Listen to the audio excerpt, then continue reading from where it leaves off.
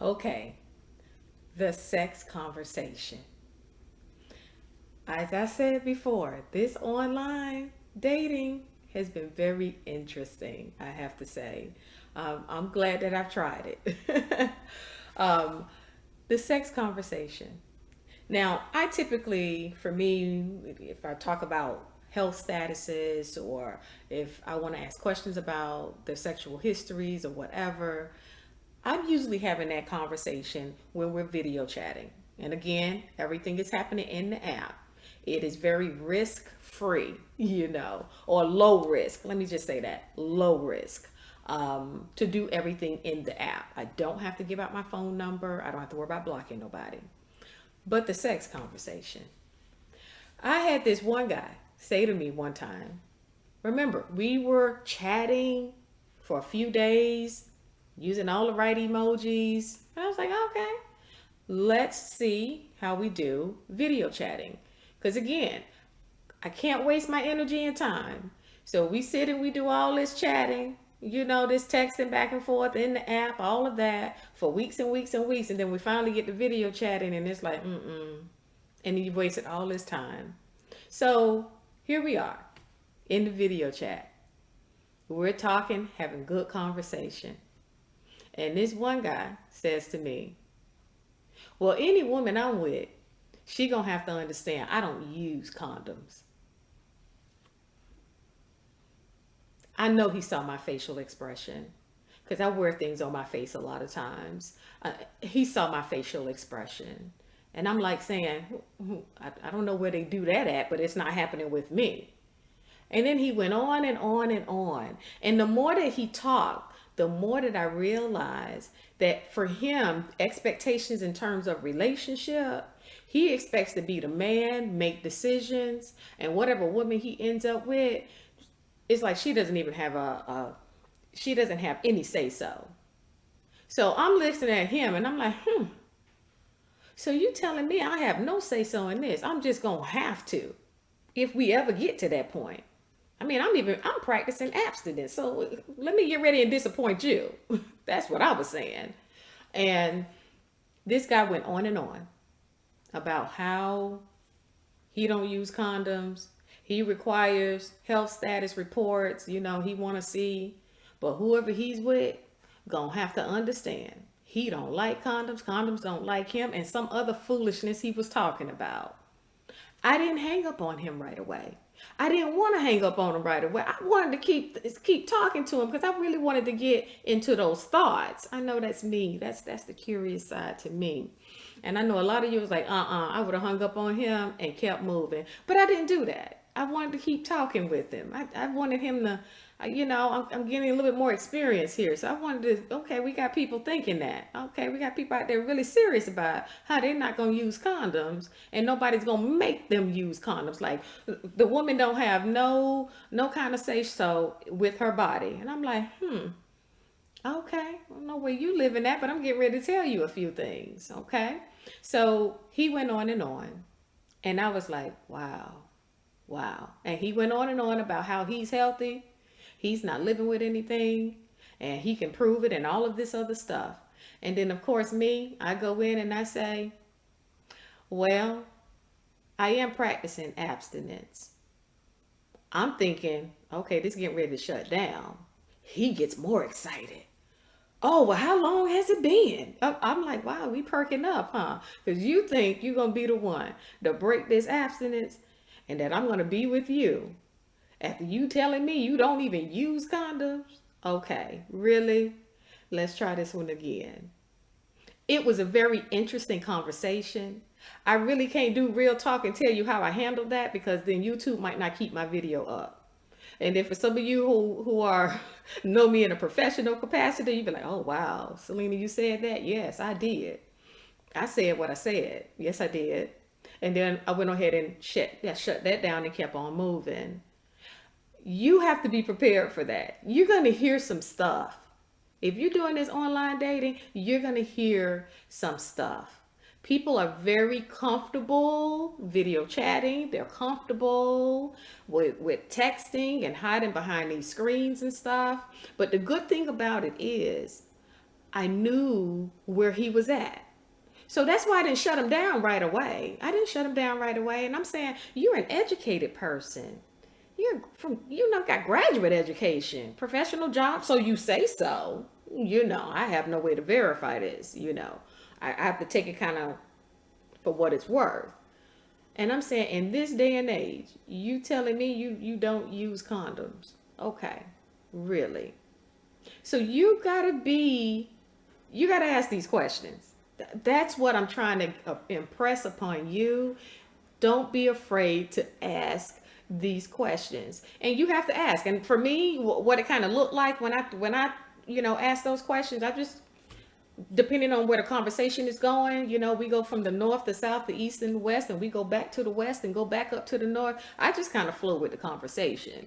But at some point, when I feel like I'm ready to ask, I just ask, okay, so sexually, what are you into? And these guys are ready to talk about it. For the most part, they're ready to talk about what they're into. Now you got to watch this whole, well, I'm into everything. No, brother, we need to find what's the everything. What does everything consist of? See, we can't sit and assume. Because you'll think of a person say, oh yeah, well, I'm into everything. I'm into anything. What's up with you? You need to ask questions on that one. Because if you assume that, oh, okay, well, sexually he's going to be open to maybe me liking this and doing this and that, you need to ask what is he into? Because I don't know if you've been watching the news, but there are a lot of guys that are into animals. They're in the horses, they're in the dogs, they're in the chickens and ducks and everything else. So you got to ask what people are into, because you'll find yourself in this place where, if you're not practicing abstinence and you're in the mood and the two of you decide to have sex, and then you'll be wondering why he's not getting aroused, because he's thinking about a horse, or he's thinking about a dog or something. Yeah, this real talk here. These guys be into stuff, and you gotta ask, because you'll be there thinking that you're moving to an intimate part of your relationship and you're getting ready to have sex, make love, whatever your terminology is, however you label that. And then you're wondering why the two of you are just not, you're incompatible. It's not working. He looking over at the sky.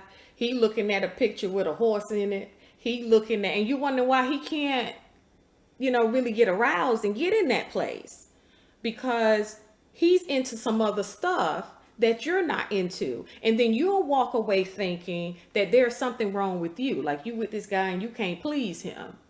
No, not if he into animals and into this and that, and he got to have a toy frog next to the door, next to the bed, because he got to be looking over at that. I mean, you got to ask people what are they into. I mean, it may sound weird. It may sound a little bit odd to you, and you're like, oh, I'm not really comfortable. You need to ask these guys, what are they into, before you start investing your time and investing feelings, and you get into that place, and he into all kind of stuff. He could be into the color orange. He want orange sheets, orange pillowcases. He want orange shades and draperies and curtains and stuff.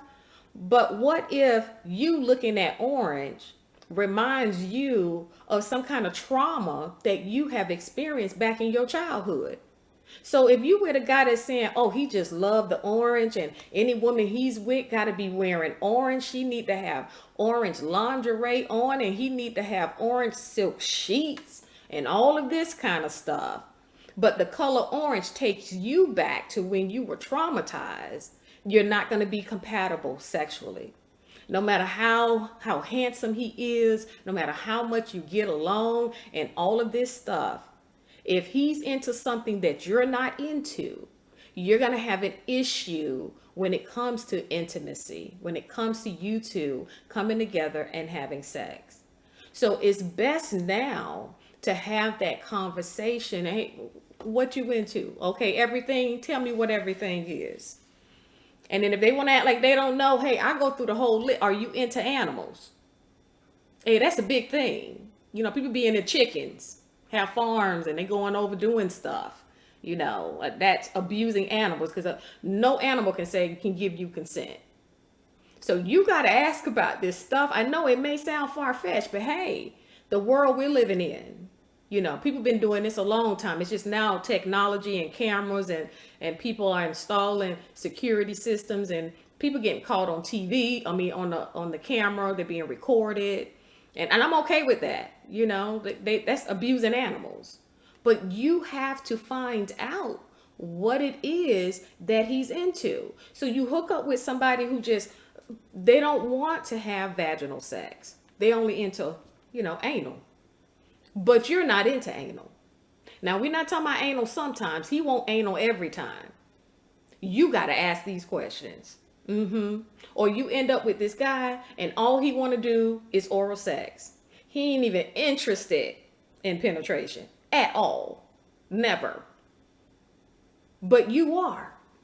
So you got to ask this stuff. Don't be afraid to ask. And see, me, I talk about it. I talk about it. And until I'm satisfied that all my questions have been answered. Hey, we can be vivid. I want to know what are you into? So I don't have any surprises. I don't want to have any surprises. I don't want to be dating and into some guy, and then I'm ready to do commitment. We going down this route, and I break my abstinence because we've committed or whatever, and then come to find out he into some other stuff that I'm not into. I'm not even willing to do that. So you need to find out if he's into extra people. He like to be watched. The only time y'all can do something is if you're out in the backyard where there's a possibility of the neighbors hearing you. But for him, that arouses him, and that's how he wants it every time. Like you gotta ask these questions. You need to find out what these guys are into, and don't assume. Now, when it comes to these guys who are religious, you need to still ask that question. You need to find out what he is into, and don't allow them to be vague about it. Now, so far for me, the experience have been very vivid. They're very explicit about what they like. And I'm cool with that. I'm cool to have that conversation. I'm not shy about it at all. If you can't tell, I'm not shy about having different conversations. I'm good with it. So for the most part, it's been, I haven't had really any issues with it, with any guys who don't really want to talk about what they're into, and what pleases them. And there have been times where there's been on a couple of occasions where, a guy was into something and I was like, listen, you're a nice person and all, but I'm not into that, and I'll never be into that. And love ain't gonna make me get into that. Like, I know me, like I know Selena. I know what I'm willing to do, what I'm open to do, and what I'm not open to do. And I wasn't going to waste his time, and I wasn't going to waste my time any further. So this is why we got to have these conversations. So this whole chatting, go ahead and move it to video chatting. So that way y'all can see each other. You're face to face as much as possible, so that you're sitting there and you're holding your conversation, and you can go ahead and ask those questions and further find out if you're compatible, and that's the whole goal there. The whole goal is to meet someone to see just how compatible you are. And that's not just being able to laugh and talk about this and that and the sky and the weather and all this stuff, but it's also part of that is sexual, compatibility. What are y'all into? If he's into this, you're into that. Can you split somewhere down the middle? What is it that you really got to have every time? And how often do you need it? Now you got these guys who want it every day. Now see, every day. They want it every day, and they want it different ways every day. They want it every day. They want to go at it an hour or two every day. Every day. So you got to know what you're walking into. You got some guys that are very prescriptive. I've run into that once. Very prescriptive. They can only have sex on a Tuesday between 6 and 8 o'clock. Now, see, for me, that's a problem. That's a problem. What about the spontaneity? So if I work late on a Tuesday and by the time I get home, freshen up, get my shower, whatever, bathe, whatever I'm doing, and it's 8:15, I done missed that window. So now I gotta wait to the next Tuesday. But what if I'm working the next two? Like, see, this is what I'm saying. You gotta find out if he just a 1 day a week between the hours or whatever, and you gotta know this stuff, and it's best to know this in the beginning than for you to find out 6 months in that it's something about only on a Tuesday he can do it. So then for me, I'm thinking, so Tuesday. So what is it about Tuesdays that you so into? Why can't you be aroused on any other day? So I need to know, is he thinking about somebody else? Is him only being willing to have sex on a Tuesday between 6 and 8? He's thinking about that previous sexual experience? Because see, that's a problem. Because he's not seeing me. He's not going to see me. Forget about that whole open your eyes stuff.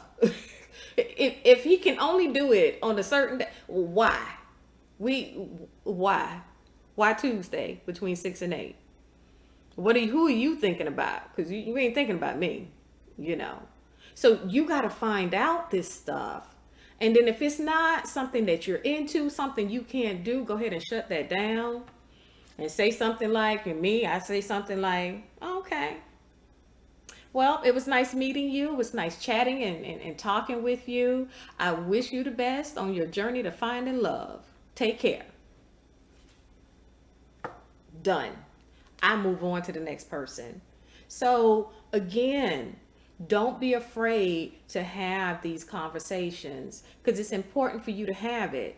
Because again, you don't want to end up wasting your time, your energy, and spending time in this relationship and thinking it's going somewhere. Then you get to a particular point and it's not working. It's just not working. So it's important for you to do that. I hope you found this video helpful.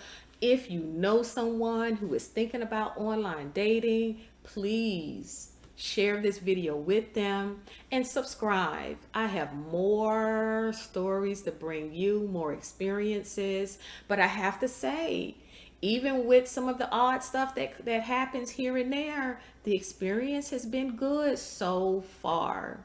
So please subscribe so that every time I upload a video, you are notified.